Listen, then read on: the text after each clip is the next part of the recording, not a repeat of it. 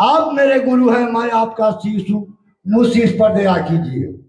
दूसरे में चर्चा करना है कि शिव महान शक्तिमान देवों का देव महादेव है। इनको सारा दुनिया जानता है कि शिव गुरुओं का काम करते हैं, लेकिन हम लोग हरिंद्र भैया के मार्फत मालूम हुआ है। लेकिन वेदों में भी लिखा हुआ है, महाशिव पुराण में भी लिखा हुआ है और रामायण में भी लिखा हुआ है कि शिव गुरु है और गुरु के उनका मान्यता प्राप्त है। और हरिंद्र भैया के मार्फत हम लोग को मालूम हुआ तो 3 सूत्र को पालन करना है, 3 सूत्र जरूर करना है। समय नहीं है ना तो कुछ और चर्चा करते, और इस हमको समय ज्यादा नहीं मिला है, 2 मिनट का समय मिला हुआ है। तो इसमें 3 सूत्र, भैया हो दीदी हो कोई भी हो, अपने बच्चे को भी कह देना कि 3 सूत्र को पालन करना है। तो अपने पास समय नहीं है कि ज्यादा चर्चा हम करें। 3 सूत्र का पालन करना है, पहले में गाया, दूसरे में चर्चा, तीसरे में नमन। 3 सूत्र इतना याद रहेगा ना। हर दीदी को मैं कहता हूँ अपने बच्चे को भी समझा दीजिएगा कि शिव शक्तिमान देवों का देव महादेव है, गुरुओं का गुरु महागुरु है। ऐसा गुरु नहीं मिलेंगे, ये जीवन में भी गुरु है और मरने के बाद भी गुरु है। समझे? एक थोड़ा सा 1 मिनट के सत्य इसमें दिया हुआ है कि हे शिव आप मेरे गुरु हैं, तो हम लोग को जीवन में भी पालन है और मर जाने के भी गुरु मिलेंगे।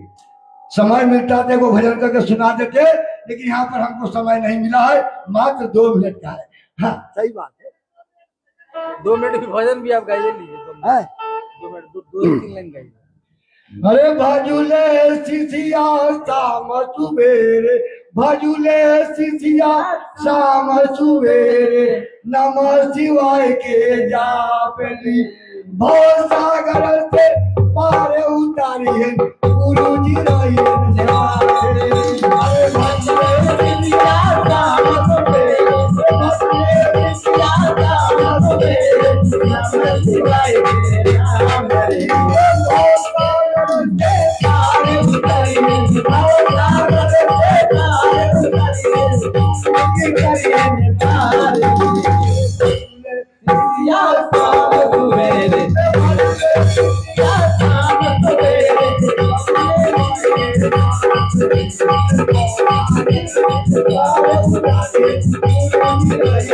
जापली,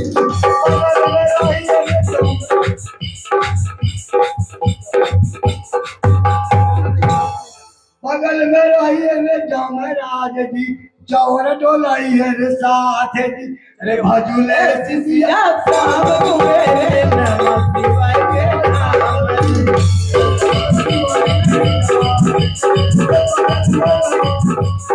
बगल में रहिए रे जमराज जी, पानी पियाई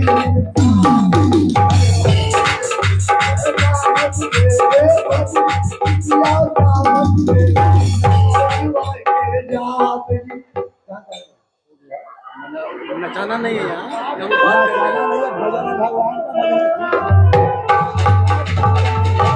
शिव का भजन है, शिव खुद नाचे हैं। शिव का भजन हम लोगों को करना बहुत अच्छा है, लेकिन शिव नटराज है, सारा नृत्य वहीं से निकला है।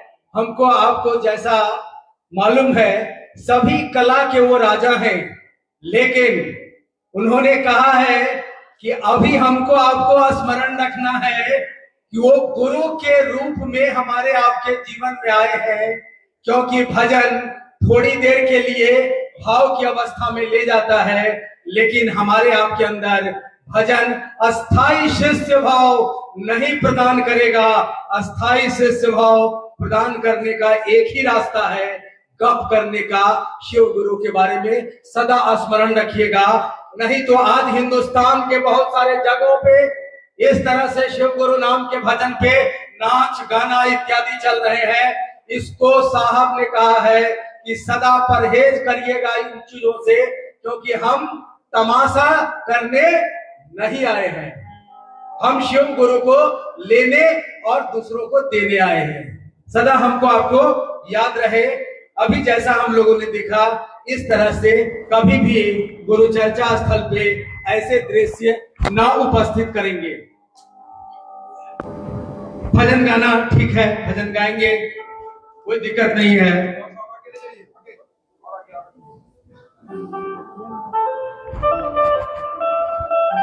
गीत संगीत ही तो जीवन है।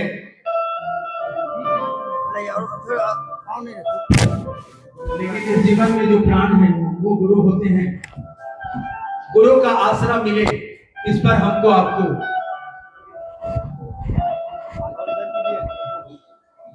अपने आप को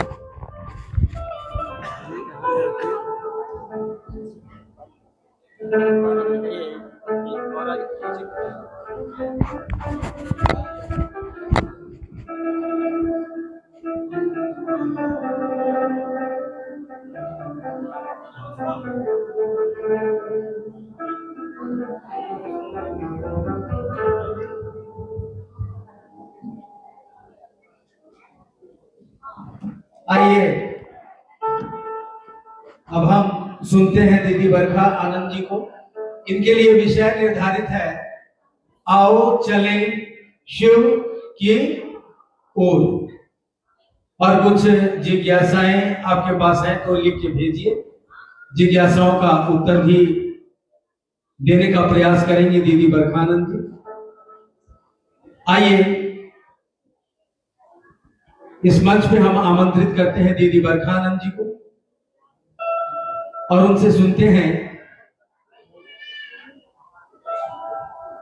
साहब दीदी के संकल्प के संबंध में,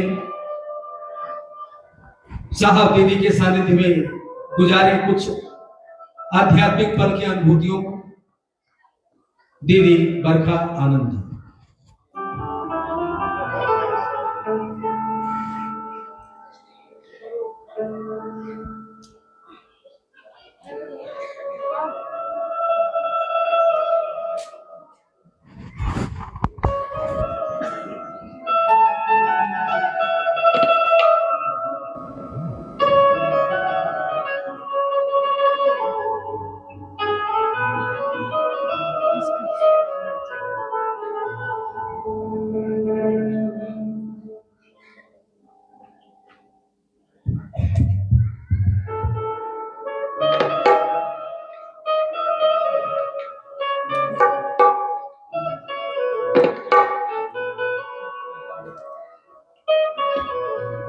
मेरे गुरु महेश्वर शिव के चरणों में मेरा प्रणाम है।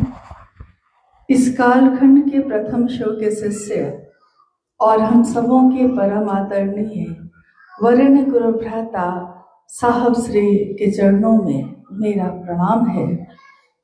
शक्ति स्वरूपा माँ नीलम आनंद जी के चरणों में मेरा प्रणाम है और जयपुर के इस हॉल में उपस्थित आप सभी गुरु भाई गुरु बहन के चरणों में मेरा प्रणाम है।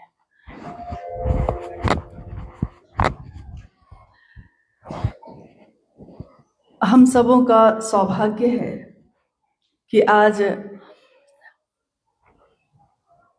जयपुर नगरी में आप सभी गुरु भाई और गुरु बहन से मिलने का सौभाग्य प्राप्त हो रहा है। आज की ये संगोष्ठी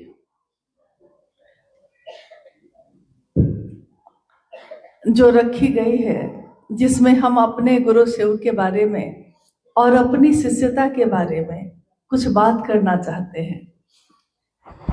बड़े बड़े कार्यक्रम तो होते रहते हैं जो खुले मैदान में होते हैं और जिसमें काफी ज्यादा संख्या में लोग होते हैं, लेकिन अक्सर हम छोटे छोटे बैठक या संगोष्ठियों का आयोजन भी करते हैं ताकि जिस काम को हम और आप कर रहे हैं उसको समझ कर करें तो उसका परिणाम है।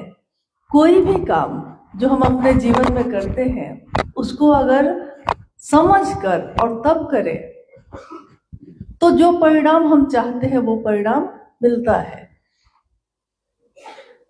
महादेव, शिव, शंभु, शंकर, नटराज, नीलकंठ, महाकालेश्वर, महायोगेश्वर, देवों के देव महादेव, ईश्वरों के भी ईश्वर महेश्वर, अनगिनत नामों से शिव भारत भूमि में ही नहीं, विश्व के कोने कोने में पूजित हैं। पूरी दुनिया में लोग शिव की पूजा करते हैं और जो उनके जिस रूप से जुड़ा है उसी रूप से जुड़कर उनसे लाभ प्राप्त करता है। जैसे हमारे आपके जीवन में भी होता है। आप एक व्यक्ति हैं, एक इंसान, लेकिन आप एक इंसान होते हुए क्या करना चाह रहे हैं?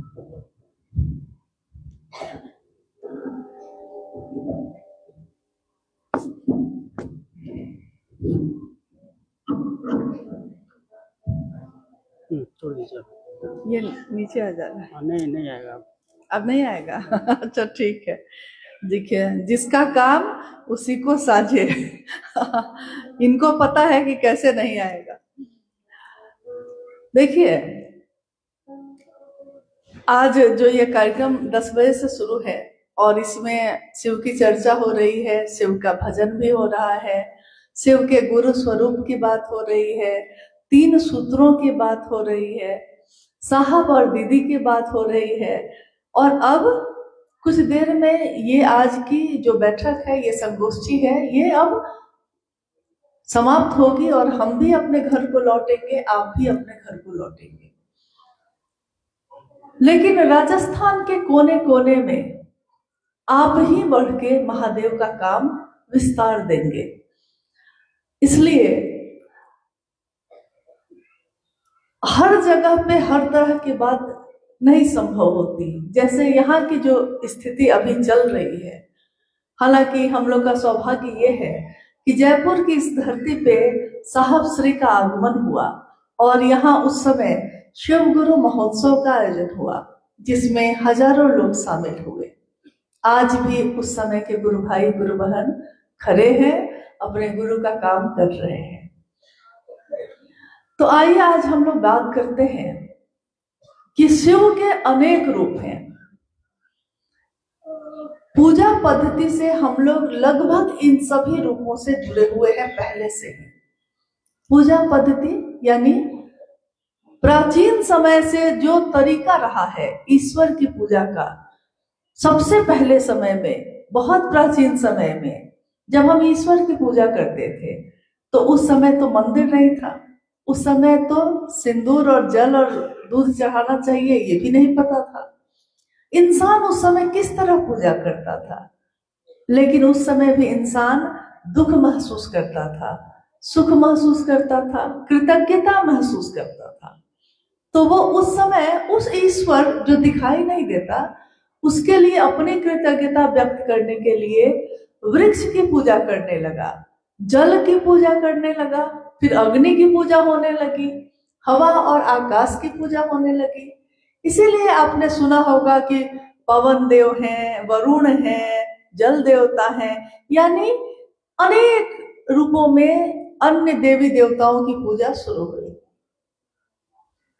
जब से इतिहास उपलब्ध है हम लोगों के पास, तब से लेकर आज तक 2024 में जब हम खड़े हैं, तब तक हम सभी ने जितना भर जाना है, हमारे पूर्वजों ने बताया, हमारे घर के बड़े बुजुर्गों ने बताया है, कुछ किताबों से हम लोगों ने पढ़ा है, कुछ कहानियों के माध्यम से सुना है, और अब हर हाथ में मोबाइल है तो हम लोग उस पे गूगल पे सर्च करके भी बहुत सारी चीजों को जानते हैं जो हमने देखा नहीं है, लेकिन जिसके बारे में हम जानकारी प्राप्त करना चाहते हैं उसको देखते हैं।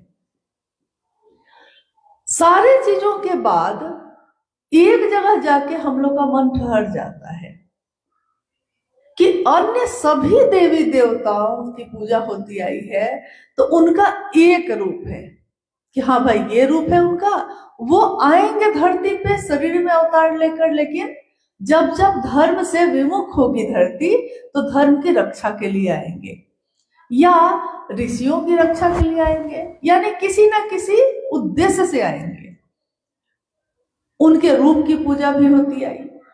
जब जब महादेव की बात होती है तो महादेव के रूप में हम देखते हैं कि उनके अनेक रूप हैं। लेकिन उन सभी रूपों में संगति है, संगति की स्थापना है। इसीलिए साहब श्री ने कहा कि शिव विसंगतियों में संगति की स्थापना करते हैं। विसंगतियां जैसे हमारे आपके बीच भी है, कोई भजन गाया, कोई चर्चा किया, किसी ने 3 सूत्र कहा, किसी ने साहब की बात की, किसी ने दीदी की बात की, किसी ने कहा कि मुझसे सिर्फ साहब ने ये कहा, किसी ने कहा साहब ने सबको कहा। देखिए सबकी अलग अलग अनुभूति है, अलग अलग बात है, जो आ रहा है अपनी बात कह रहा है, यानी सबका कुछ ना कुछ अलग है। लेकिन इन सबको जो अलग अलग है उसमें संगति की स्थापना शिव ने की है। इसीलिए शिव के अनेक रूपों में विसंगतियों में संगति की स्थापना शिव का नाम है। अब उसी शिव को जो जगत गुरु शिव भी हैं, उनका एक रूप और है, विश्व गुरु भी कहा गया, आदि गुरु भी कहा गया, और जगत के गुरु के रूप में तो वो जाने ही जाते हैं। जगत गुरु शिव नाम से ही स्पष्ट है। आदि गुरु मतलब जो इस संसार का, इस ब्रह्मांड का पहला गुरु होगा। अगर शिव गुरु नहीं तो धरती पे कोई गुरु नहीं, सदगुरु भी नहीं, शरीरधारी भी गुरु भी नहीं, कोई गुरु नहीं। अगर उस महादेव में पिता का भाव नहीं तो धरती पे पिता का भाव नहीं, उस महादेव में माँ का भाव नहीं तो धरती पे माँ का भाव नहीं। इसलिए उनका एक रूप है अर्धनारीश्वर का, जिसमें पुरुष और स्त्री का समान संतुलन दिखाया गया है। यानी शिव और शक्ति दोनों के बराबर संतुलन से ये दुनिया चलती है, ये दिखाया गया है। तो शिव के प्रथम गुरु उन्हीं को कहा गया, आदि गुरु उन्हीं को कहा गया, जगत गुरु तो नाम से ही स्पष्ट है कि जो जगत का गुरु है, इसका अर्थ है कि जगत का एक एक इंसान, हर जीव शिव को अपना गुरु बना सकता है। अब क्योंकि वो जगत के गुरु हैं, इसीलिए गुरु, सदगुरु और जगत गुरु ये 3 श्रेणी में गुरु माने गए हैं। तो जो शरीर में गुरु है, जो सामान्यतः हर जगह कोई ना कोई गुरु है, तो आध्यात्मिक धारा में वो गुरु वाणी से यानी कि सामने आपको बैठाएगा और प्रवचन, सत्संग, कथा इन सभी के माध्यम से आपके मन को ईश्वर की तरफ उन्मुख करता है। तो वो गुरु भी है, लेकिन उनमें भी अगर शिव का भाव ना हो तो वो गुरु का काम नहीं कर सकते। फिर आते हैं सदगुरु श्रेणी, यानी सदगुरु गुरु से ऊपर की बात, गुरु से ऊपर का पद सदगुरु। सदगुरु के बारे में हमारा इतिहास और हमारे ग्रंथ व्याख्या करते हैं कि सदगुरु मात्र अपनी दया से आपके मन को शिव की तरफ उन्मुख कर सकते हैं, करते हैं। अब यहाँ बात ये आती है, हमारा मन यहाँ आके ये सोचने लगता है कि जब सदगुरु यानी शरीर में है वो सदगुरु, जब सदगुरु भी अपनी दया से शिव की तरफ लेकर जा सकते हैं तो हमको जगत गुरु शिव की जरूरत क्या है? हम सदगुरु को ही अपना गुरु बना लेंगे, जो भी होंगे। यहाँ एक बात समझने की है कि हाँ, ये बात सत्य है कि वो मात्र अपनी दया से आपके मन को शिव की तरफ लेकर चल सकते हैं, लेकिन क्योंकि वो शरीर में है तो एक दिन तो उनका भी शरीर खत्म होगा। जो जन्म लिया है उसकी मृत्यु की तारीख उसी दिन बन जाती है, चाहे वो कुछ भी हो। जो सृष्ट हुआ है उसका संहार होगा ही। जो बना है, मैन्युफैक्चरिंग का डेट जब डालते हैं तो एक्सपायरी का डेट उस पे उसी दिन पड़ जाता है, यानी शरीर से तो जाएंगे। तो हम कह सकते हैं तो क्या हुआ, शरीर से बहुत गुरु आए और गए, लेकिन उनके शिष्यों की परंपरा आज भी चल रही है। अब आती है बात, क्या ऐसी बात है जो जगत गुरु शिव को सदगुरु श्रेणी से ऊपर करती है? वो ये बात है कि सदगुरु श्रेणी के भी जो लोग धरती पे हुए, उनके अंदर भी एक न एक नियम या वर्जना उन्होंने लगाई है। कोई ना कोई बात, क्योंकि वो शरीर में है इसलिए एक ना एक बंधन होगा, एक ना एक चीज पसंद या नापसंद होगी। जैसे उदाहरण स्वरूप बंगाल में मां काली के उपासक हुए रामकृष्ण परमहंस। मां काली के उपासक थे, भक्त थे, सदगुरु श्रेणी में थे और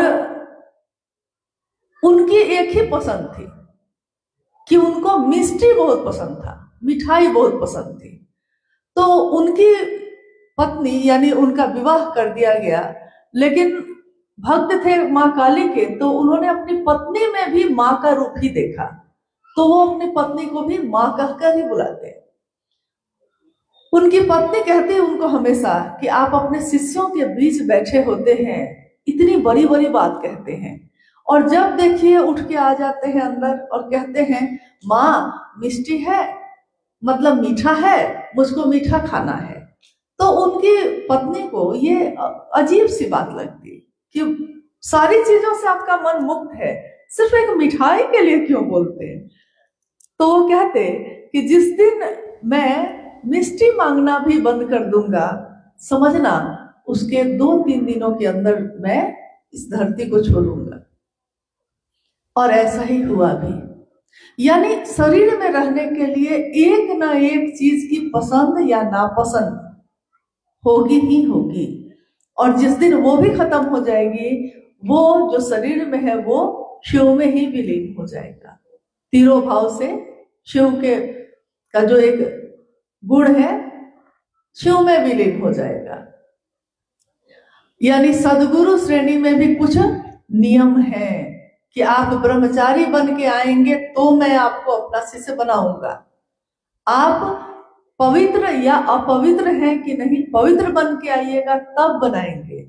आप 1 लाख मंत्रों का जप प्रतिदिन करेंगे तब मेरे एक शिष्य बनेंगे, या माँ बाप को गृहस्थी को छोड़कर आएंगे तब मेरे शिष्य बनेंगे, इस जाति के होंगे, इस धर्म के होंगे तब मेरे शिष्य बनेंगे। यानी उसमें भी एक न एक नियम या पात्रता खोजी जाती है। अब अगर एक भी नियम लागू हुआ तो बाकी कुछ लोग तो छूटेंगे। अगर हम कहते हैं कि सिर्फ इस जाति के लोग मेरे शिष्य बनेंगे, बाकी जाति के लोग छूटेंगे, इस धर्म के बनेंगे, बाकी धर्म के छूटेंगे, पुरुष बनेंगे, महिला छूटेगी, महिला बनेगी, पुरुष छूटेंगे नहीं, ब्राह्मण बनेगा, बाकी लोग छूटेंगे, अमीर बनेगा तो गरीब छूटेगा, गरीब बनेगा तो अमीर छूटेगा। यानी अगर एक भी नियम लागू हुआ तो बाकी कुछ न कुछ लोग छूटेंगे ही। शाकाहारी बनेंगे सिर्फ तो मांसाहारी छूटेंगे, मांसाहारी बनेंगे तो शाकाहारी छूटेंगे। देखिए कोई ना कोई चीज तो होगी जो छूटेगी। लेकिन जगत गुरु शिव की बात जैसे ही होती है तो जगत गुरु शिव यानी एक ऐसी सत्ता जिसके पास जाने के लिए आपको कोई बंधन लगाने की जरूरत नहीं है। बंधन मुक्त करते हैं शिव। सारे बंधनों की जहां समाप्ति हो जाती है, जहां खत्म हो जाते हैं, वहां से शिव का जोन, वहां से शिव की परिधि शुरू होती है। इसीलिए साहब श्री हरिनंदन जी ने कहा कि जब जगत गुरु शिव स्वयं जगत की कुर्सी पे बैठे हैं, जगत गुरु की कुर्सी पे बैठे हैं, तो दूसरी जगह आप क्यों भटक रहे हैं? क्योंकि कहीं ना कहीं तो भटकाव होगा, वो तो नहीं मिल सकेंगे। और जब वो उपलब्ध है तो हम सीधे उन्हीं को गुरु क्यों नहीं बनाए? जैसे हम गए हैं बाजार में दुकान पे और हम कहते हैं कि लाइफ बॉय साबुन बहुत अच्छा होता है। दुकान वाले से हम कहते हैं कि लाइफ बॉय जैसा साबुन है। दुकानदार कहता है कि जब लाइफ बॉय साबुन उपलब्ध है तो आप उसके जैसा क्यों खोज रहे हैं? शिव जैसा गुरु हो जाए। गुरु शंकर रूपिणम, यानी शिव जैसा गुरु। साहब ने कहा शिव जैसा क्यों? जब शिव है तो उसको छोड़कर दूसरे की तलाश क्यों हो रही है? यहाँ तक कि उन्होंने खुद को भी इस रास्ते से अलग रखा। उन्होंने कहा जो आपने अभी सुना, कितनी बड़ी बात है, ये अद्भुत बात है। जो शिव का शिष्य होगा वही ऐसी बात कर सकता है, क्योंकि उसके लिए सारे जगत के लोग अपने हैं। यहाँ कौन पराया है? वसुधैव कुटुंबकम, सब अपने हैं, सब तो घर के हैं, कोई पराया नहीं है। उन्होंने कहा एक शिव चर्चा में कि गुरु शिव है और मैं शिव का शिष्य हूं। मैंने इस धरती पे इस बात को लोगों तक पहुंचाया है। इसी क्रम में उन्होंने इस पंक्ति का उपयोग किया था, जिसको अभी थोड़ी देर पहले आपको भाई सोमेंद्र जी ने सुनाया भी है और आपने भी शायद सुना होगा कि राजस्थान के मरुस्थल में भी अगर किसी ने कहा है शिव मेरे गुरु हैं, तो वो शिव का शिष्य होगा कि नहीं होगा, ये मेरे और उसके बीच का मामला है। इसमें तीसरे किसी की कोई जरूरत नहीं। और ये भी कहा कि मैं चाहे उससे शरीर में मिलूं या ना मिलूं, लेकिन वो मेरे दिल का टुकड़ा, मेरे कलेजे का टुकड़ा होगा। चाहे मैं उससे मिला भी नहीं हूं और शायद मिलूंगा भी नहीं, तब भी वो मेरे कलेजे का टुकड़ा होगा, क्योंकि उसने शिव को अपना कहा है। इतनी बड़ी बात उन्होंने कही है और हम आपने मैंने असंख्य लोगों ने शिव को अपना गुरु बनाया है। महादेव गुरु के रूप में क्या करते हैं? महादेव हम में कोई पात्रता नहीं खोजते। महादेव एक ऐसी सत्ता जो अपने शिष्य के अविकसित ज्ञान के स्तर पे, उसके मानसिक स्तर पे उतर कर और तब परिमार्जन करते हैं। जैसे अगर गुरु के पास जाइए तो वो कहेगा ना भाई कि हाँ सुबह में नहा धो के आना, इतनी देर बैठना, ध्यान लगाना, तब हम तुमको उधर लेके चलेंगे। और महादेव कहते हैं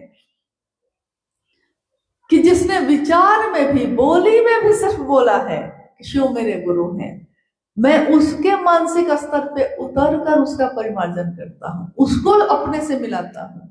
शिव किससे मिलाएंगे? कोई भी गुरु किससे मिलवाते हैं हम लोग को? खुद से ना, ईश्वर से ना। शरीरधारी गुरु भी ईश्वर की ही तो बात करते हैं, ईश्वर से मिलवाते हैं। शिव भी जब गुरु होंगे तो किससे मिलवाएंगे? स्वयं से मिलवाएंगे। ये बात उन्होंने कही। अब आइए हम लोग इस पे बात करते हैं कि महेश्वर शिव को अपना गुरु बनाने की बात साहब ने कही। शिव का शिष्य आप हो सकते हैं, ये बात साहब ने कही। और इसके लिए उन्होंने कोई शर्त नहीं बनाए, कोई नियम नहीं बनाए, लेकिन उन्होंने 3 सूत्रों का निरूपण किया। तीनों सूत्र अगर जरूरी नहीं होते तो साहब ने 3 सूत्र बनाए होते? बिल्कुल नहीं। जिसने कोई नियम नहीं बनाए, जिन्होंने कोई वर्जना नहीं की, वो क्यों कहते कि 3 सूत्र भी करो? वो कहते ये भी मत करो। लेकिन उन्होंने कहा कि हमारा मन जगत के आकर्षण में है, तो शिव की तरफ कैसे चलेगा? इसके लिए मदद करता है, सहायक है, मदद करता है इस तरह कि आपने कोई कार्यक्रम रखा है, यहाँ लोग मदद करते हैं कि नहीं? कार्यक्रम रखा आपने, कोई दरी बिछाता है, कोई पानी की व्यवस्था करता है, कोई गुरु भाई को, गुरु बहन को हाथ जोड़ के बैठाता है। देखिए वो क्या कर रहा है? सहायता कर रहा है, सहायक है। लेकिन मूल काम आपने क्या सोचा है कि आज इस कार्यक्रम का आयोजन होगा? इस कार्यक्रम के आयोजन के लिए आप सहायक यानी सहायता ले रहे हैं। 3 सूत्र, तीनों सूत्र के बारे में हम लोगों ने सुना है। ये तीनों सूत्र क्या है? मन ही मन, पहला सूत्र, मन ही मन अपने गुरु शिव को। ये पूरी पंक्ति सीधे मत बोलिए कि पहला सूत्र है दया मांगना, दूसरा सूत्र है चर्चा करना और तीसरा सूत्र है नमन करना। ये तो सीधे आपने एक एक शब्द उठाए हैं और कह के आप उतर गए। लेकिन ये 3 शब्द नहीं है तीनों सूत्र। इन तीनों सूत्रों में गूढ़ रहस्य है अध्यात्म का, और इतना गहरा है कि इन 3 सूत्रों की परिधि से बाहर अध्यात्म कुछ है ही नहीं। क्या है ये 3 सूत्र? क्यों करते हैं हम लोग? शिव के शिष्य शिव को गुरु बनाकर शिष्य बन गए, तो हम 3 सूत्र क्यों करें? क्या परिणाम है इसका? और किस तरह और किस मंशा से करना चाहिए हमको। तो पहला सूत्र ये कहता है, मन ही मन अपने गुरु शिव को ये मूक संप्रेषण। जब आपका मन हो, जब आपका मन महादेव को याद करता है, ये दीजिए, हे शिव आप मेरे गुरु हैं, मैं आपका शिष्य हूं, मुझ शिष्य पर दया कर दीजिए। क्या पंक्ति कह रही है? अपने गुरु शिव को, यानी वो शिव कौन है? वो भगवान भी है, वो महाकाल भी है, वो सबका है, सार्वजनिक है, यानी जो सबका होता है वो किसी एक का नहीं होता। ये हॉल सबका है, कोई इसको बुक करा के अपना कार्यक्रम कर सकता है। तो यहाँ टूटेगी दीवार, आप नहीं आएंगे बनवाने, क्योंकि आपका नहीं है। लेकिन आपके घर की दीवार अगर टूटेगी तो आप रात में ही बनाएंगे, क्योंकि ये मेरे घर की दीवार है, मेरी है। तो जो मेरा होता है हम उसकी परवाह करते हैं। मेरा सड़क पे कोई बच्चा ठंड से सिकुड़ रहा होगा अभी भी, कहाँ आप जाते हैं उसको गर्म कपड़ा देने? नहीं जाते। लेकिन मेरा बेटा, अगर उसको 2 कपड़ा है पहले से, तीसरा उसने पसंद कर लिया है, तो हम उसके लिए उसी समय तैयार हो जाते हैं खरीदने के लिए, क्योंकि वो मेरा है। साहब ने कहा, नींव है ये पहला सूत्र, नींव है इस बात की कि आगे के सारे काम इसी पे होने हैं। अगर नींव मजबूत नहीं हो इस इमारत की, तो इस पे दीवारें मजबूत नहीं होंगी, इस पे और मंजिल मजबूत होकर नहीं बन सकेगी। नींव क्या है? शिव के लिए ये भाव कि वो मेरा है, इसी पे तो सारी चीजें टिकी हैं। वो मेरा है तो हम उसकी बात करेंगे, वो मेरा है तो हम उसको प्रणाम करेंगे, वो मेरा है तो हम हर पल मेरी याद में वो रहेंगे और हम दया मांगेंगे, झुकेंगे। हम अपनों के सामने झुकने में कोई लज्जा महसूस नहीं करते। जो मेरा है उसके सामने झुकने में हम लोग 1 सेकंड नहीं लगाते। दे दो ना माँ प्लीज, हाथ जोड़ते हैं, पैर पड़ते हैं, पैर पकड़ लेते हैं माँ का। माँ है, माँ के सामने झुकने में क्या लज्जा। लेकिन बाहर किसी के सामने झुकने के लिए कह दिया जाए तो बहुत दिक्कत है।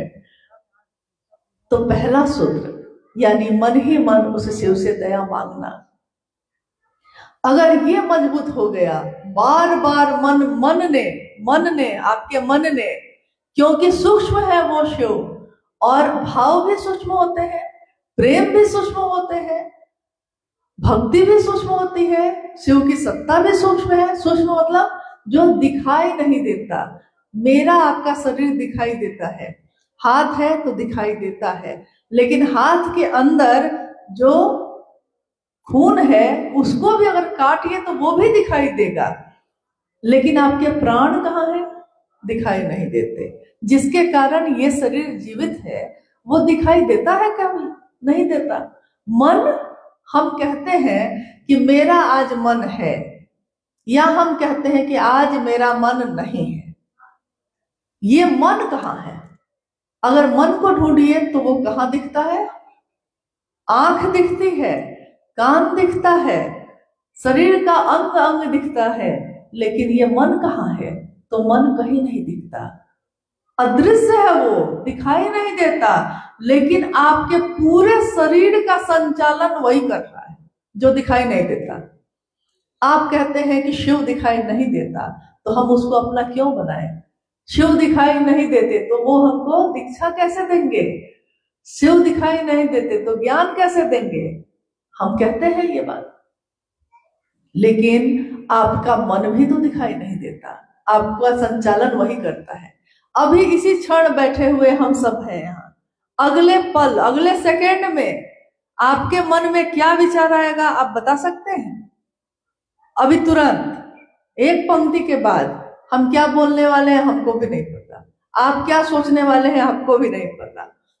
तो जब यहां तक पता नहीं कि अगले पल में हम क्या सोचेंगे, मेरा दिल अभी जिसको प्रेम करता है, एक बार कोई आके उसके बारे में कुछ बताता है और तत्क्षण उसी समय उसी हृदय में उसके लिए नफरत पैदा हो जाती है। अभी अभी जिसके लिए जान देने की बात करते थे, एक बात किसी ने आके क्या बताई कि उसी दिल में नफरत पैदा हो गई। यानी आपके दिल पे भी आपका इख्तियार नहीं, आपके भाव, आपके विचार, आपका मन किसी चीज पे विश्वास नहीं, कभी भी बदल सकता है। उसी मन पे जो अदृश्य है, एक मशीन मान लीजिए, साहब श्री ने कहा ये मन क्या है? एक अदृश्य मशीन जो विचारों को पैदा कर रही है, लगातार रुकती ही नहीं। जीवन का हर चीज रुक जाए लेकिन मन जो विचार पैदा करता है वो नहीं रुकेगा। उसकी तुलना साहब श्री ने की कि ये मन कैसा है जो कभी नहीं रुकता। तो उन्होंने कहा कि एक बंदर को देखा है आपने, बंदर बैठा भी होगा तो हिलता ही रहेगा, खुजलाता रहेगा, कुछ ना कुछ करता रहेगा, पहले ही उसका स्वभाव ऐसा है। और अगर उसको नशा कर दिया जाए, नशा कुछ पिला दिया जाए, पहले से इतना चंचल है और नशे में धुत हो जाए तो वो कैसा करेगा? वैसा ही इंसान का मन होता है। उस मन में अगर ये पहला सूत्र जो है, हे शिव आप मेरे गुरु हैं, मैं आपका शिष्य हूं, मुझ शिष्य पर दया करिए, ये बार बार बार बार बार बार दोहराया जाएगा तो मन पे असर होगा कि नहीं? क्योंकि मन एक ऐसी मशीन है कि उस पे जो विचार चढ़ाइएगा वो उसी को दोहराने लगता है। मैं तुमको प्रेम करती हूं, अब मन वही दोहरा रहा है। हम उस आदमी को देखना नहीं चाहते, अब मन उसी को दोहरा रहा है। यानी जिस बात का विचार आपने उसमें प्रवेश करा दिया है उसको दोहराया जा रहा है। लेकिन दोहराते दोहराते कहते हैं कि झूठ कहते कहते भी एक दिन सांच बनी आई। झूठ कहते कहते भी एक दिन मन समझने लगता है कहीं ये सच तो नहीं है, और सच समझ बैठते हैं हम, और सच होता भी है। गहरा होना, विचार का ठहर जाना, विचार का गहरा होना, यानी ये बन गया अब क्या? भाव। जैसे पानी कभी जम जाता है तो बर्फ बन जाता है, और कभी अगर गर्मी ज्यादा हो गई या चूल्हा पे चढ़ा दीजिए तो भाप बन के उड़ जाता है। वैसे ही मन में ही ये सारी चीजें हैं, विचार, भाव, प्रेम, सब अवस्था अलग अलग है, चीज एक ही है। उसमें ये बार बार कहना, मुझे शिष्य पर कभी आपने ध्यान दिया है कि हम बोलते कुछ है और सोचते कुछ है और करते कुछ और है, यानी कथनी और करनी में काफी अंतर है। मुझे शिष्य पर दया करिए। हम कहते हैं अपने पति को कि मैं आपकी पत्नी हूं, पत्नी का जो कर्तव्य होता है हम करते हैं, आप भी पति का कर्तव्य निभाइए। यानी पत्नी के भाव से हम कह रहे हैं पति को, तो पति भी पति का भाव दे रहे हैं। जो भाव इधर से वो भाव उधर से। ये मामला तो सब संबंधों में ऐसा ही होता है। माँ है तो बेटा का भाव है, भाई है तो भाई का भाव है, दोस्त है तो दोस्त का भाव है, दुश्मन है तो दुश्मन का भाव है, गुरु है तो शिष्य का भाव है, शिष्य है तो गुरु का भाव है। कहते हैं गुरु की दुनिया में शिष्य के सिवा कोई नहीं, और शिष्य की दुनिया में गुरु के सिवा कोई नहीं। अब हम बोलते तो पहले सूत्र में यही है, हे शिव आप मेरे गुरु हैं, मैं आपका शिष्य हूं। बोल तो यही रहे हैं, मैं आपकी बहन हूं, मैं आपकी पत्नी हूं, मैं आपकी भाई हूं, मैं आपकी दोस्त हूं, मैं आपकी दुश्मन हूं, मैं आपकी शिष्य हूं। तो बाकी सभी संबंधों में हमको ये समझ है कि जो बोले हैं उसी भाव से खरे भी हैं। लेकिन शिष्य बोलते तो हैं और खरे किस भाव से हैं? क्या शिष्य भाव से खरे हैं? गुरु से सीखने के लिए खरे हैं या गुरु के अनुशासन में रहने के लिए खरे हैं? नहीं। वहां बोली में तो ये बोलते हैं, लेकिन भाव ये है कि मेरे पति की नौकरी लग जाए, मेरे भाई की शादी हो जाए, मेरा बेटा मैट्रिक पास कर जाए, मेरे पेट में दर्द है तो दर्द ठीक हो जाए। नहीं, बोलते तो यही है हम लोग। यानी महादेव हमारा लक्ष्य थे ही नहीं कभी, महादेव हमारी मंजिल थे ही नहीं कभी। अगर महादेव मेरा लक्ष्य होंगे, महादेव मेरी मंजिल होंगे, तो हम दूसरी चीज कैसे मांगने लगे उनसे? जो मंजिल होंगी, महादेव तुम मेरी मंजिल हो। जैसे माँ भवानी, उन्होंने क्या किया, कहा उन्होंने पति रूप में प्राप्त करना चाहा महादेव को, तपस्या की, साधना की, क्या कहा, वर हूं शंभु नहीं तो रहूं कुंवारी। वर करेंगे तो सिर्फ शंभु तुम्हारा, नहीं तो कुंवारे रहेंगे, लेकिन दूसरे का वरण नहीं होगा। यहाँ तो बोल रहे हैं हम, कुछ कर रहे हैं कुछ और। तो थोड़ा इस बोली में कोशिश करिएगा कि जो बोल रहे हैं उसी पे हम टिके भी रहें। अब दूसरे सूत्र में हम लोग बात करते हैं शिव की चर्चा का। शिव की चर्चा आज तक इतिहास में कहीं भी आपने देखा होगा, रामायण कथा होती है, महाभारत कथा होती है, शिव पुराण की कथा होती है, शिव चर्चा ये शब्द कभी सुना है? शिव शिष्यता से पहले, शिव को गुरु बनाने से पहले आपने कहीं भी किसी ग्रंथ में, किसी मत में शिव चर्चा ये शब्द सुना है? कभी नहीं सुना है। चर्चा करना मतलब बात करना, क्योंकि हम इस दुनिया में रह के अब हमारा परिवेश वैसा नहीं है कि हम तपस्या करने जंगल में जा सकें। कितने लोग जा सकेंगे?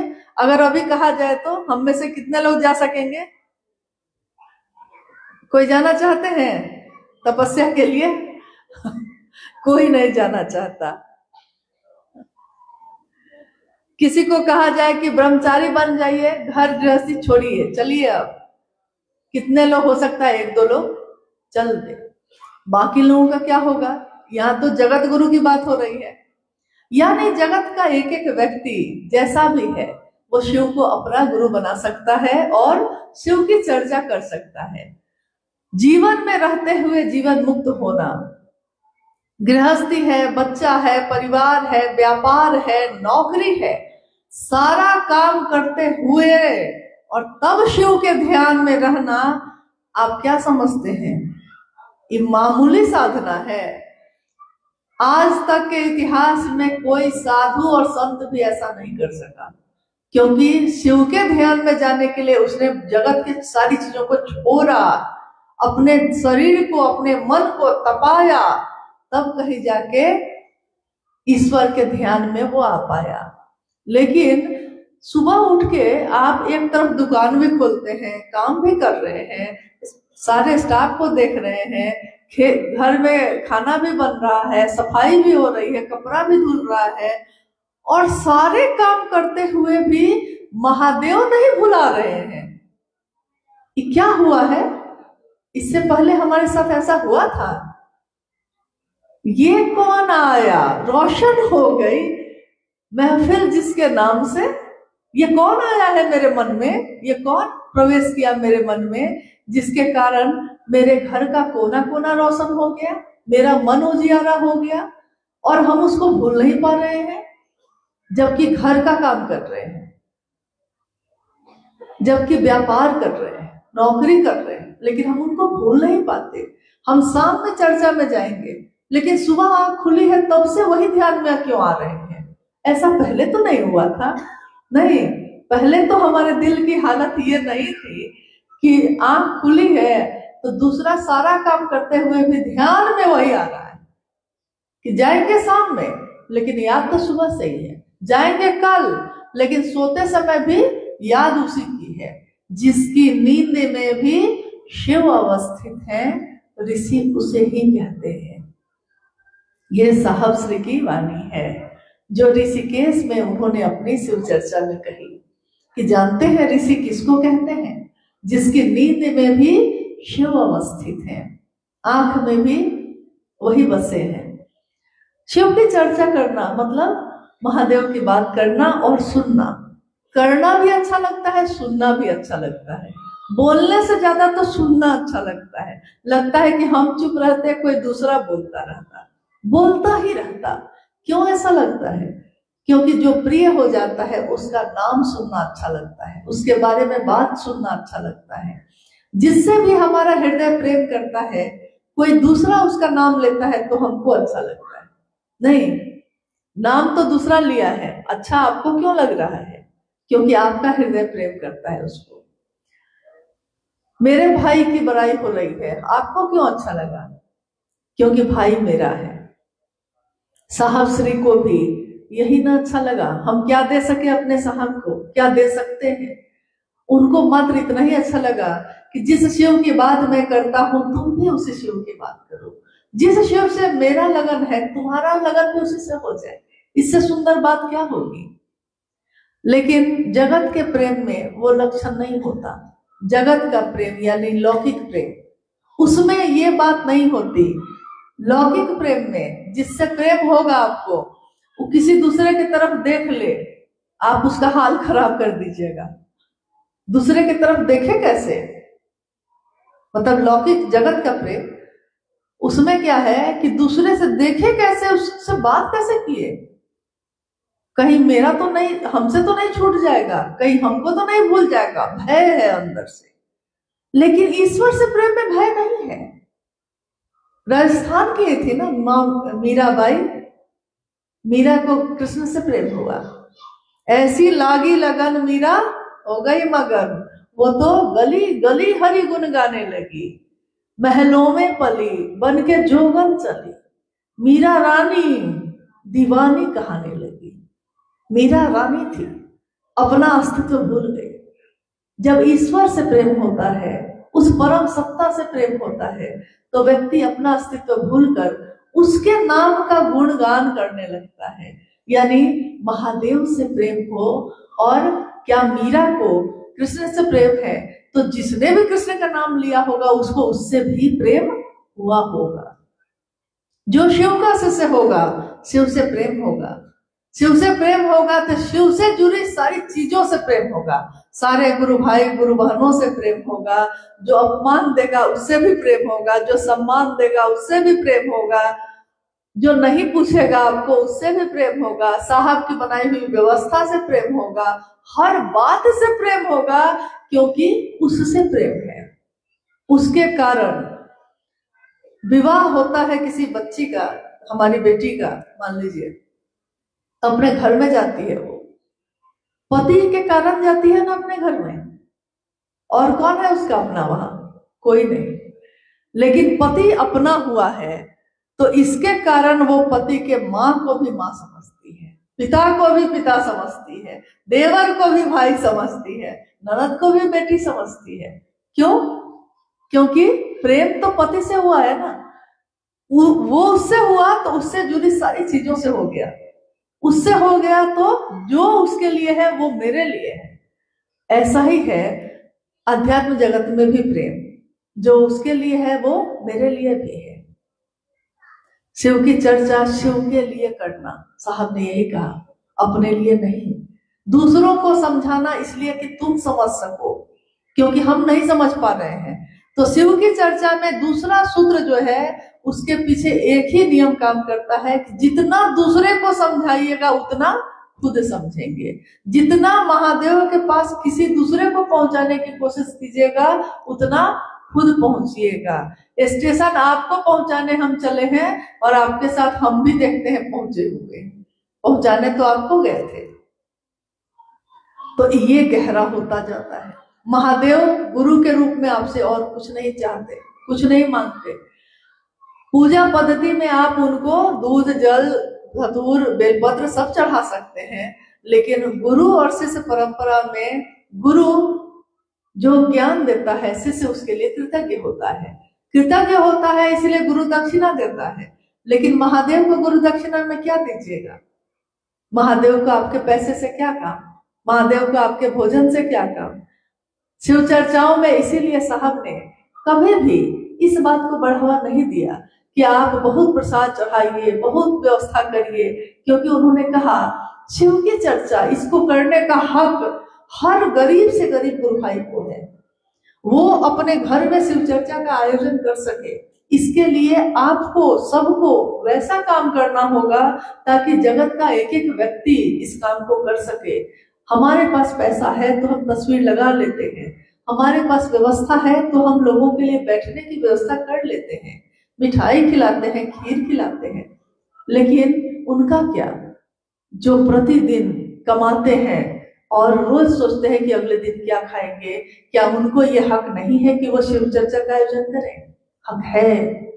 इसलिए शिव की चर्चा बोरा बिछा के भी हो सकती है, धरती पे बैठ के भी हो सकती है, और किसी के आंगन में, किसी के छत पे, किसी के दरवाजे पे, कहीं भी हो सकती है।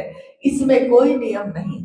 इसमें कोई रख दिया तस्वीर तो हटाते भी नहीं है, किसी ने खिला दिया है तो खा लेते हैं, कोई नहीं खिलाता है तो मांगते भी नहीं है। नहीं, यानी किसी भी परिस्थिति में वो शिव की बात कर सकता है, इसके लिए कि उसने शिव के लिए शिव को चाहा है। और तीसरे में नमन करने की प्रक्रिया है।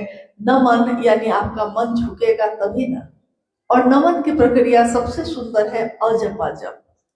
रुद्राक्ष की माला पे तो हम लोग करते हैं, 24 घंटे में एक बार आप कर सकते हैं। लौकिक कष्ट कम होंगे, ये भी बात सच है। लेकिन लौकिक और पारलौकिक दोनों कष्ट अगर कम करने हो तो अजपा जप ही, यानी सांस पे नमः आया और शिवाय उतरा, ये तरीका सर्वोत्तम विधि है शिव शिष्यों के लिए। शिष्यानुभूति जिसमें साहब ने ये पंक्ति लिखी भी है और कहा भी है। शिव शिष्यों के लिए क्यों कहा उन्होंने? क्योंकि शिव शिष्य गिनती में अपने महादेव को प्रणाम नहीं करते। उनका मन जब करेगा, अपना है ना वो, अरे अपने हो तुम इसीलिए तो हाल सुनाने आया, नहीं अपने हो तुम, इसलिए तुमको जब चाहे हम प्रणाम करते हैं, जब चाहे आपसे दया मांगते हैं। लेकिन अगर आपके लौकिक कष्ट आप चाहते हैं कि कुछ कम हो ताकि आप महादेव का काम कर सकिए, तो आप 24 घंटे में एक बार नमः शिवाय से 108 की माला पे भी कर सकते हैं। लेकिन सर्वोत्तम विधि अजपा जप की है। अब इन तीनों सूत्रों में कोई कर्मकांड नहीं है, कोई नियम वर्जना नहीं है। आप जहां है, जैसे है वैसे स्वतंत्र रूप से कर सकते हैं, जैसे आपका मन हो। अब शिव शिष्यता में 2-3 चीजें हैं जिसका उपयोग हम लोग करते हैं। ये 3 सूत्र तो हो गए। हम हाथ में कंगन पहनते हैं, हम किसी के नाम की घोषणा करते हैं तो जगह जगह महादेव से करते हैं, कहते हैं। आप लोग भी करते हैं, कंगन पहनते हैं, हाथ में कंगन है। कभी आपने सोचा है कि कब से ये शिव से लोग कंगन पहनते हैं? कभी किसी से पूछे कि कब पहली बार शिव से कंगन पहनने लगे? 12 दाना का रुद्राक्ष का क्यों पहनने लगे? क्या कारण है? क्या सुनी सुनाई बात है?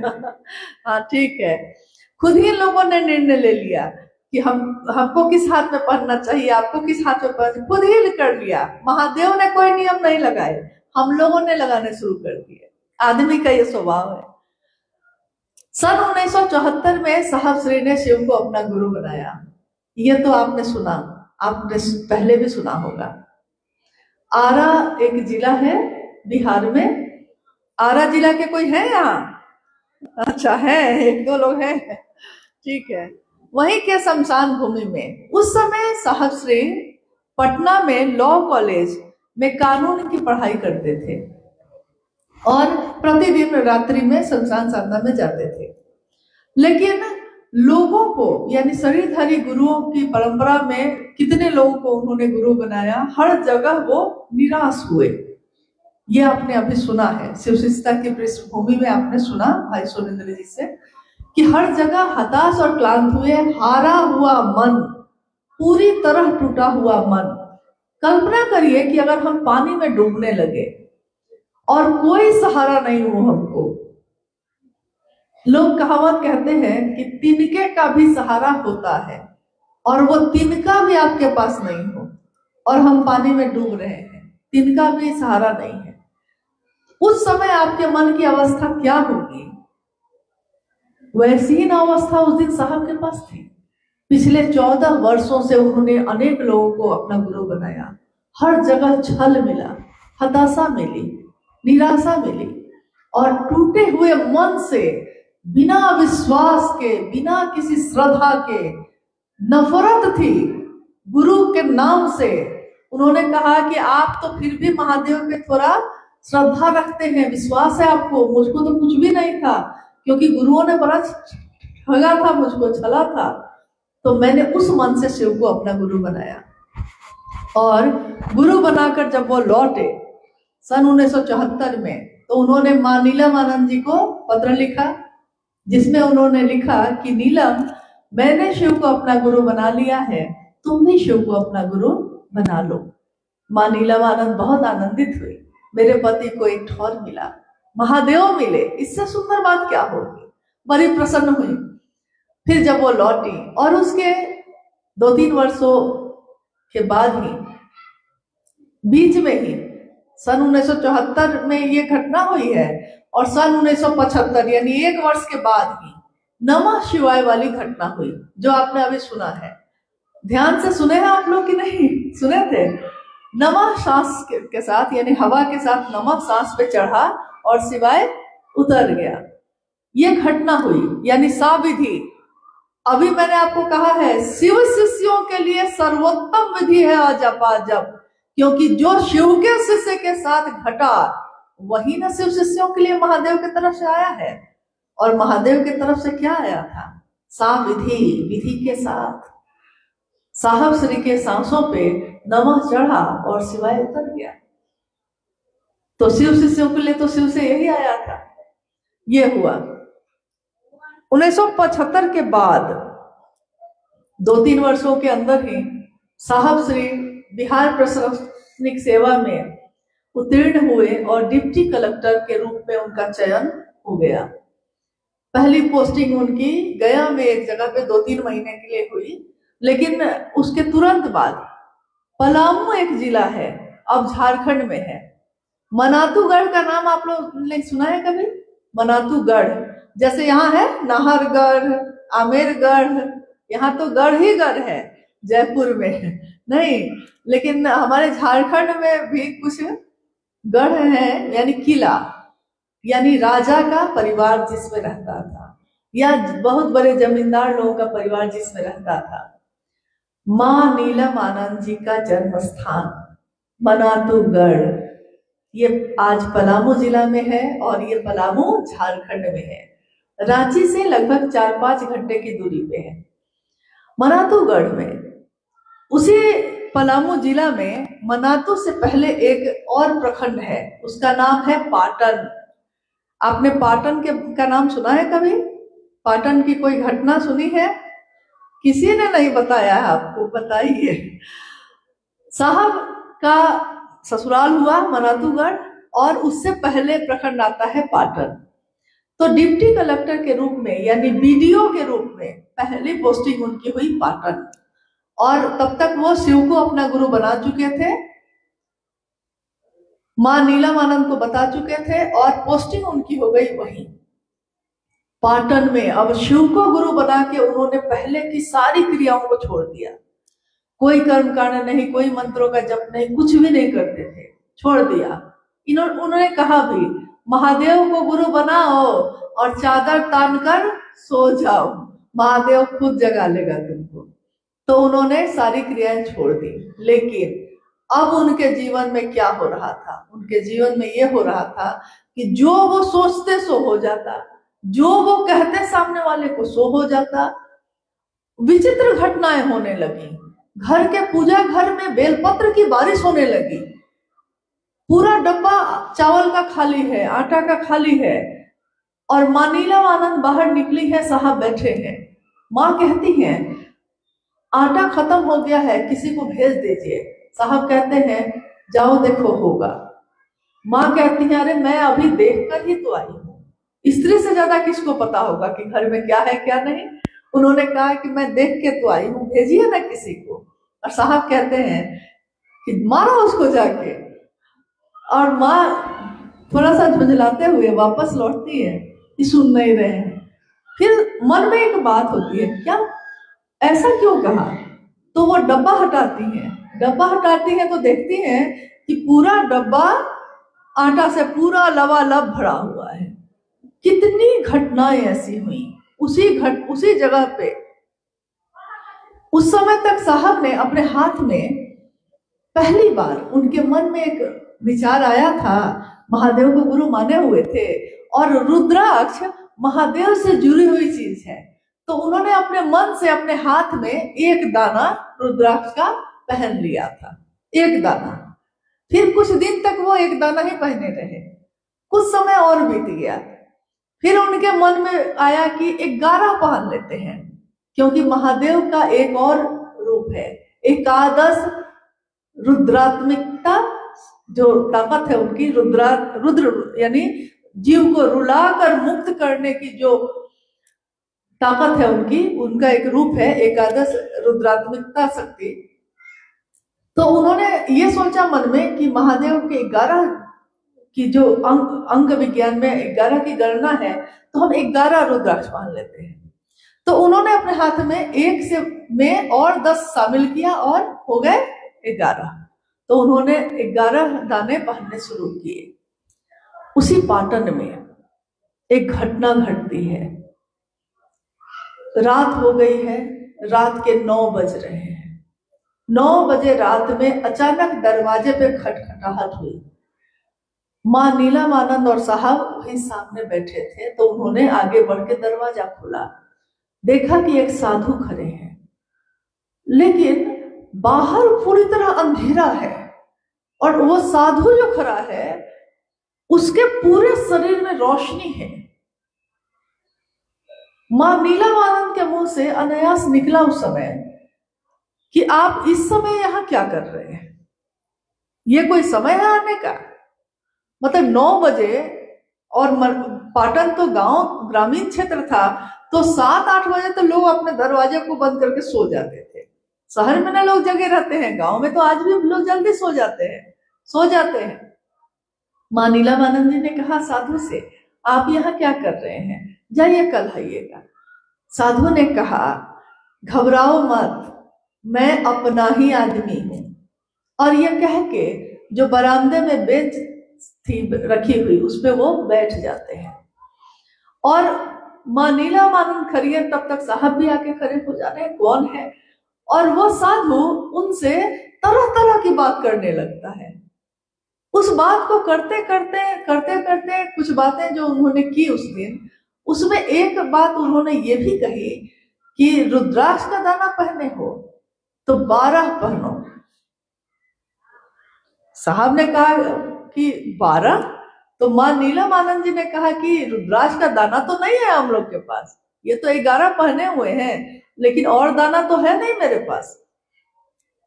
तो साधु ने अपने बाएं हाथ के में जो रुद्राक्ष का कंगन पहना हुआ था, उन्होंने दोनों हाथ में था, तो बाएं हाथ वाले में दाहिने हाथ से जोर से ऐसे रगड़ा, तो वो टूट गया।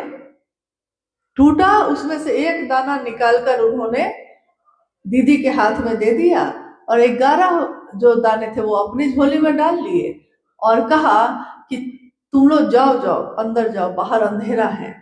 माँ नीलमानंद उनको कहने लगी कि नहीं आप आइए बैठिए, लेकिन उन्होंने कहा कि जाओ ना तुम, अंधेरा है बहुत बाहर।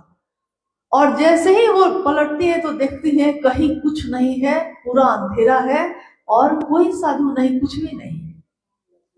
वही दाना साहब ने अपने कंगन में फिर शामिल किया, 12 दाने का कंगन। और उसके 2 वर्षों के बाद उन्होंने देखा कि शिव पुराण में लिखा है कि रुद्राक्ष के दाने अगर हाथ में कलाई में आप धारित करिए तो 12 दानों का करना चाहिए, क्योंकि वो एक विज्ञान है। 12 राशि, 12 ज्योतिर्लिंग, इस 12 सूर्य इस विज्ञान पे आधारित है।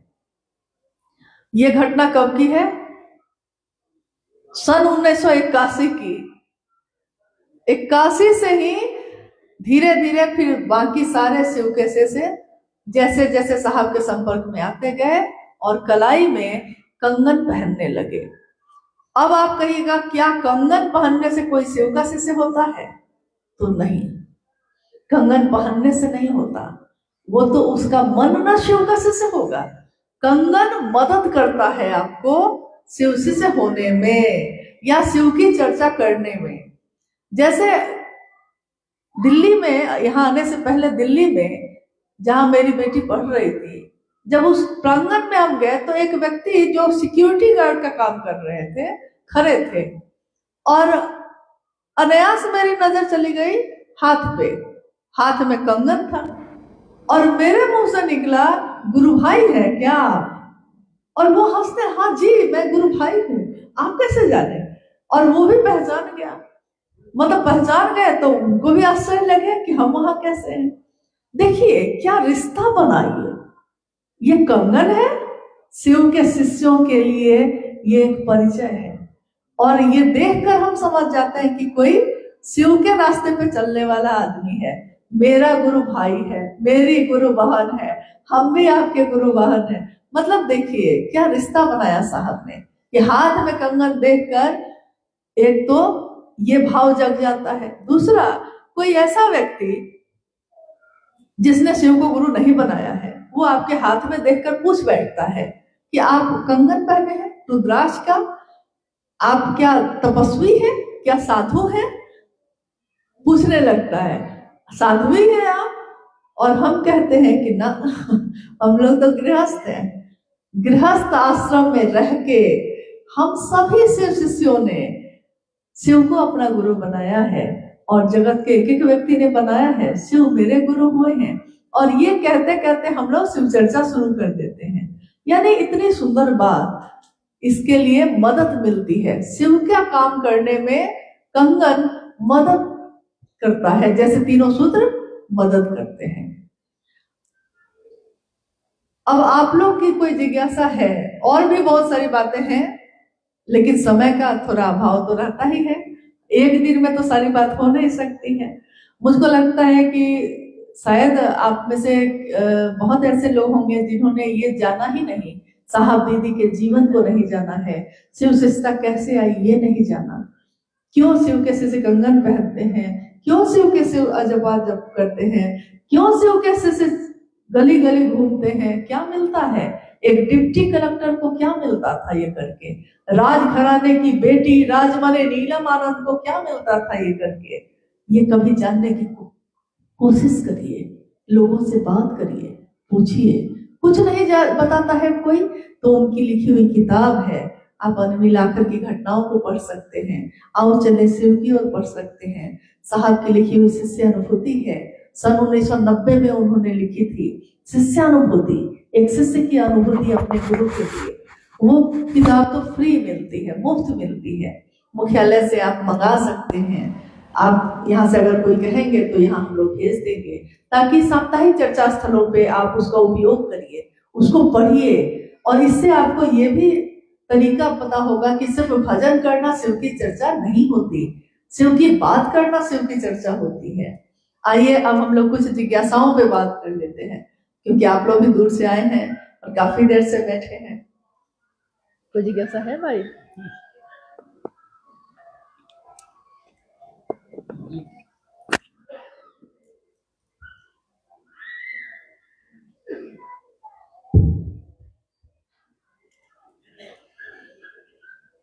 जिज्ञासाएं जो स्थानीय गुरु भाई गुरु बहनों के द्वारा आई है, जिज्ञासाओं का समाधान इस मन से शब्दों में तो हो गया है, लेकिन एक जिज्ञासा सामूहिक है।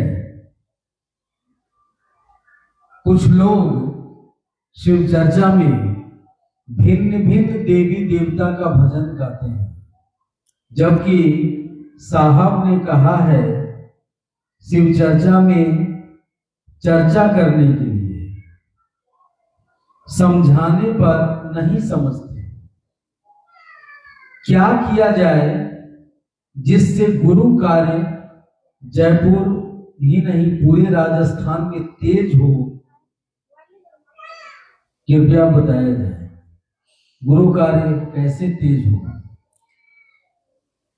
जो जिज्ञासा अभी पढ़ी गई आपने सुना, जिज्ञासा ये है कि बहुत जगहों पे गुरु भाई गुरु बहन सभी देवी देवताओं के भजन गाते हैं शिव चर्चा के आयोजन में, मतलब शिव चर्चा रखी गई है उसमें।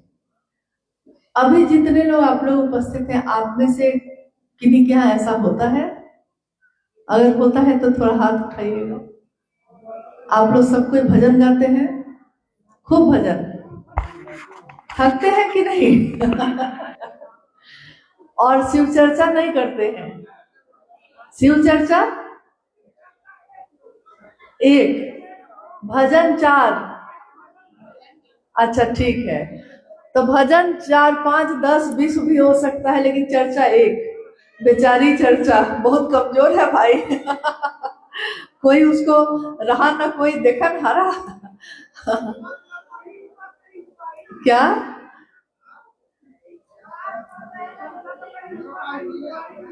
अच्छा ठीक है, देखिए एक बात ये भी हो सकती है, मतलब ये आप लोग बताइएगा कि क्या ये बात सच है। होता क्या है कि शिव को कोई आया है हमसे बात करने, महादेव को गुरु बना लीजिए, हम उसकी बात सुन के महादेव को गुरु बना लिए, लेकिन उसके बाद तो उससे भेंट हमको हो नहीं रही है। तो गुरु बना के शिव दया मांगना, चर्चा करना, नमन करना, ये तो सुन लिया हमने, लेकिन गुरु बना के चर्चा हम करेंगे क्या, बोलेंगे क्या, ये तो बताया नहीं। तो होता क्या है कि नई नई जगहों पे शुरू में इसमें थोड़ी दिक्कत ये होती है कि उसको पता ही नहीं है कि हम क्या बात करें। इसके कारण भी कुछ नहीं समझ में आता है, तो लोग कम से कम सोचते हैं कि भजन ही गा लेते हैं, गीत ही गा लेते हैं। क्या ऐसा है, या उसमें अच्छा लगता है इसलिए ये काम करते हैं? क्योंकि भजन गाना तो अच्छा लगता है, सुनना भी अच्छा लगता है। गीत किसको नहीं पसंद, गीत संगीत किसको नहीं पसंद है? कौन ऐसा दुनिया में है जो, साहब खुद इतने गीत सुनते थे, हाँ गाते नहीं थे। साहब ने कहा कि अगर मैं गाऊंगा तो आप लोग भाग जाइएगा, मेरी आवाज ऐसी है। तो वो सुनते थे। यानी सुनना और गाना खराब बात नहीं है, लेकिन किस स्थान पे हम क्या काम करें ये महत्व रखता है। हम डॉक्टर से अपने शरीर की चिकित्सा कराने जाते हैं, तो क्या वहां बैठ के हम भजन गाते हैं? नहीं गाते। क्या वहां हम अपने घर की बात करते हैं? नहीं, डॉक्टर सुनेगा ही नहीं। वो कहेगा कि तुम हो पेशेंट, हम हैं डॉक्टर, तो बस डॉक्टर पेशेंट बन के आए हो, पेशेंट बनो, बीमारी बताओ, दवा लिखते हैं, खाओ और जाओ। नहीं, स्कूल में बच्चा गया है पढ़ने, अब उसके माँ बाप क्या करते हैं, किस राज्य से आया है, क्या खाता है, क्या पीता है, मास्टर को उससे क्या मतलब? यानी वहां भी काम नहीं चलेगा। कभी कभी आयोजन होते हैं, जैसे शिवरात्रि का आयोजन हम लोग करते हैं, उसमें हरा बोला हरा शिवा का संकीर्तन होता है, 1.25 घंटा, 3 घंटा, 5 घंटा लोग करते ही हैं, लेकिन उसकी भी गरिमा होती है। उसमें भी देह हाथ छोड़ के नाचने नहीं लगते हैं। ये गुरु का मंच है, ये गुरु की जगह है। मंच मतलब ये नहीं समझिएगा कि ये जो मंच बना है मतलब यही मंच। मंच वो भी होता है जो आपने अपने घर में चादर बिछाई है ना, और कहा है किसी को कि आइए यहाँ बैठ के महादेव की बात करिए, तो वो अब जगह है गुरु की, और गुरु की जगह पे बैठ के शिष्य गुरु की बात कर रहा है। तो क्या वहां अनुशासनहीन होना संभव है?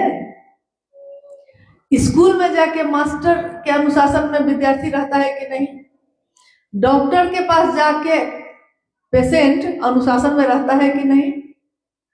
कहीं भी जगह के अनुसार ना आप व्यवहार करते हैं। आप सामान खरीदने गए हैं, आपको नृत्य बहुत पसंद है, गीत बहुत पसंद है, लेकिन दुकान पे गए आप सामान खरीदने, उसको गीत थोड़े ही सुनाने लगते हैं? नहीं। हाँ, अपने घर में कुछ हो रहा है तो हम गीत गाते हैं। नहीं है, यहाँ का राजस्थान का घूमर घूमर घूमर विश्व में प्रसिद्ध है। ये नृत्य विश्व के में मतलब ये नृत्य होता है। घूमर बहुत खूबसूरत है, यहाँ की संस्कृति है, लेकिन कब होता है? सुबह से रात तक तो नहीं करते लोग। जब उसका समय हो, जब उसका आयोजन हो, तभी ना। तो वैसे ही जगह और स्थिति, स्थान, काल, पात्र, ये सब देखते हुए ही हम लोग कोई भी काम करते हैं। तो स्थान, काल, पात्र क्या है? स्थान शिव के चर्चा का स्थल, पात्र कौन है? आप और हम जो हम बैठे हैं, और बात किसकी कर रहे हैं? महादेव की। काल क्या है? वो समय, यानी शिव चर्चा का समय। तो उस समय हमको वो करना होगा जो हमारे वरेण्य गुरु भ्राता ने हम लोग को कहा है। शिव की चर्चा में क्या करना, शिव की चर्चा करना, शिव की बात करना।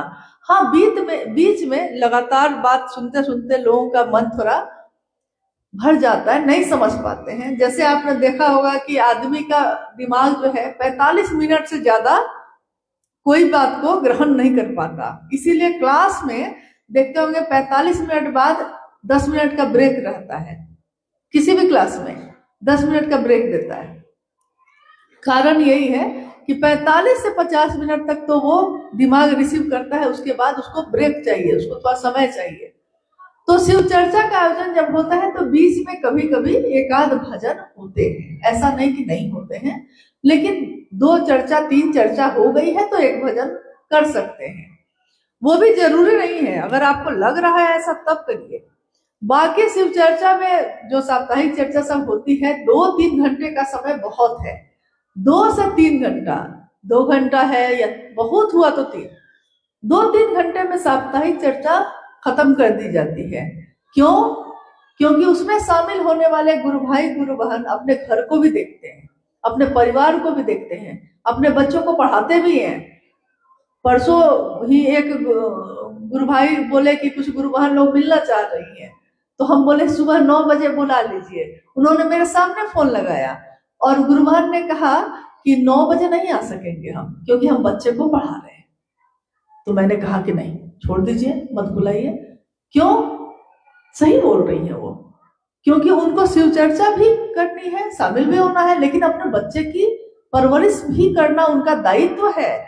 साहब श्री ने जो शिव के शिष्य इस कालखंड के इतनी बड़ी जगह पे रहे, उन्होंने डिप्टी कलेक्टर की ड्यूटी भी की 10 से 6, अपने परिवार को देखा, अपने बच्चों को भी देखा। ऐसा तो नहीं कि सड़क में छोड़ दिया किसी को, लेकिन उन्होंने अपने गुरु शिव का भी काम किया।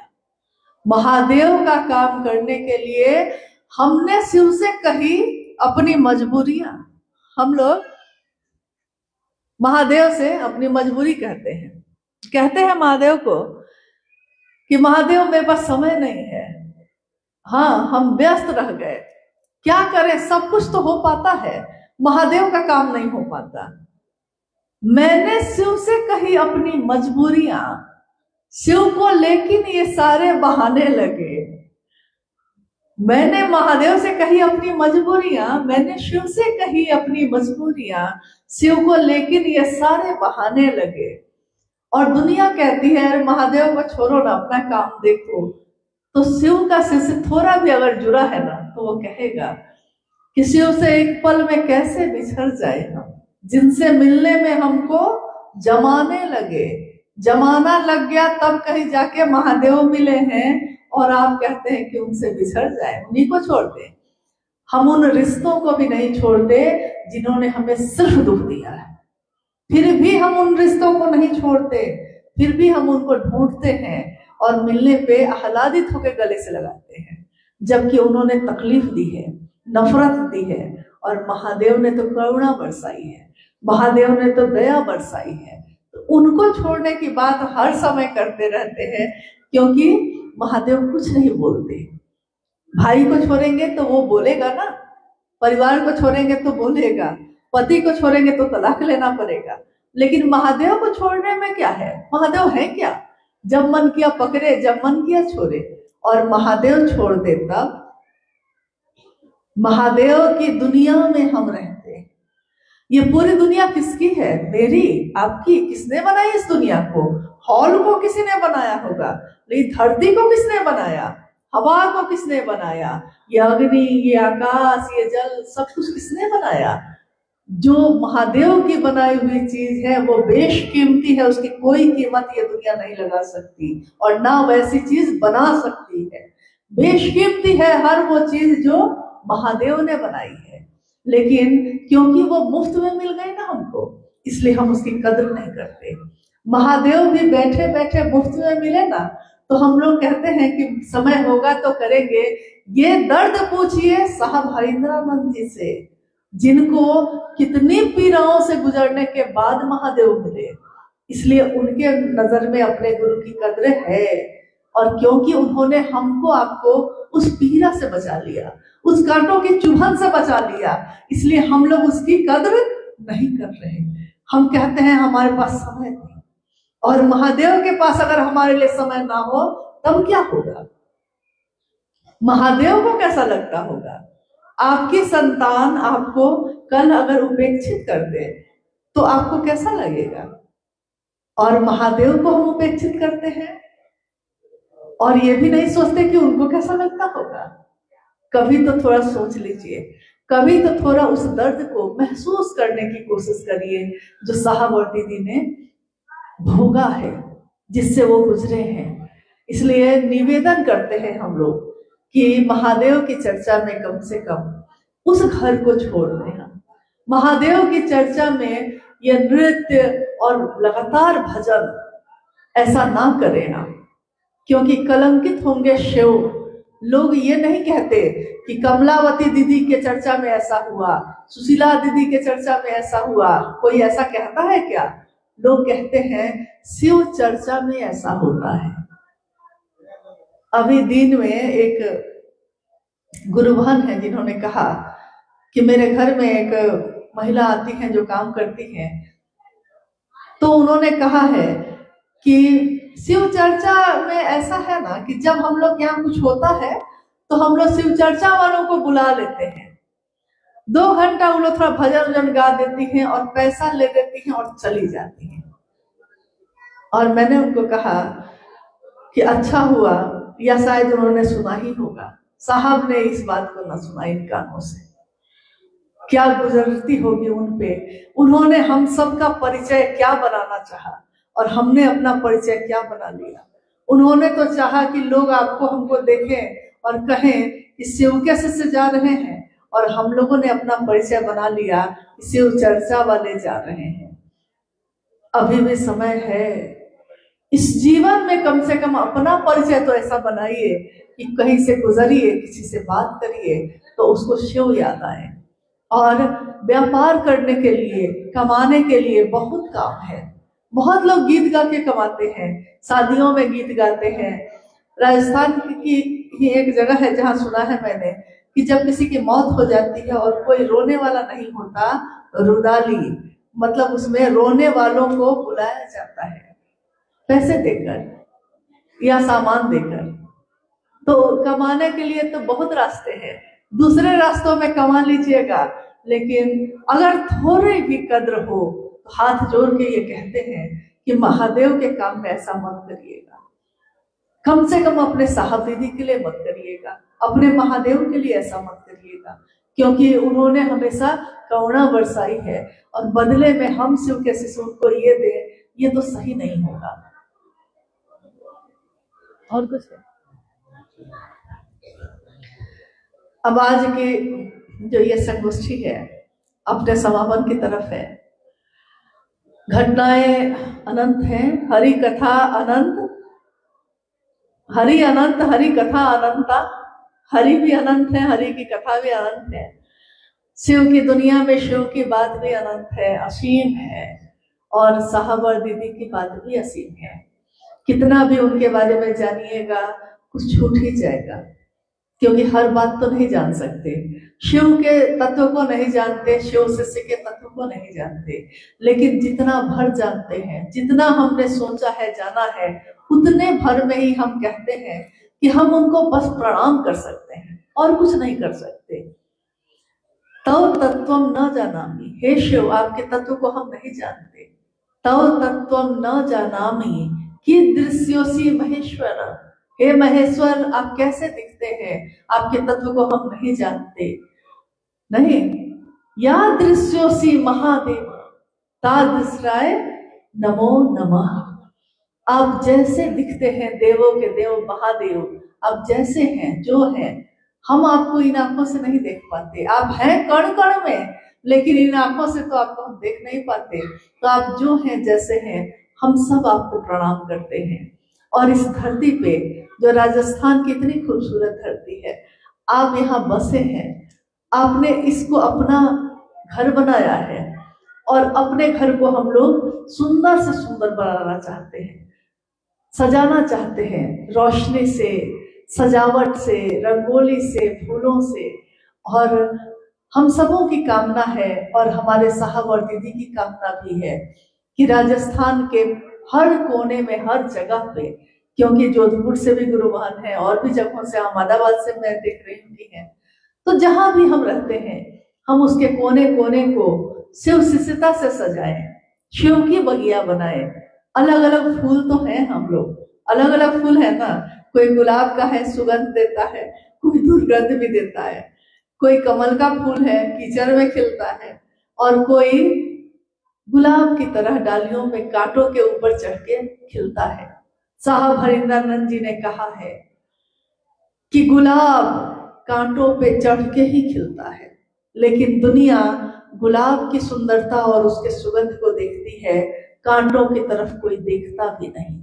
इसलिए बनना है तो गुलाब बनिए, मतलब शिव की शिष्यता अपने दिल में खिलाइए। आप किन कांटों पे चढ़ के खिले हैं कोई नहीं देखेगा, लेकिन आपके दिल में जो शिव शिष्यता का फूल खिला है उसको दुनिया देखेगी, उससे दुनिया सुवासित और सुगंधित होगी।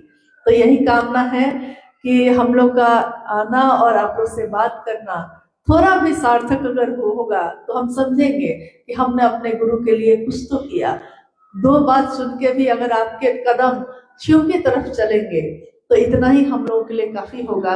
हम अपने गुरु के लिए कृतज्ञ हो सकेंगे और बाकी जीवन रहा तो फिर मिलते रहेंगे इस रास्ते पे, क्योंकि रास्ता भी एक है, गुरु भी एक है और हम सबकी मंजिल भी एक ही है। तो जब चलना तय है कि एक साथ ही चलना है तो आइए सब मिलके चलते हैं, सुंदर मन से, बहुत सुंदर तरीके से अपने महादेव के लिए। आप सभी के चरणों में मेरा प्रणाम है, आप सबको मेरा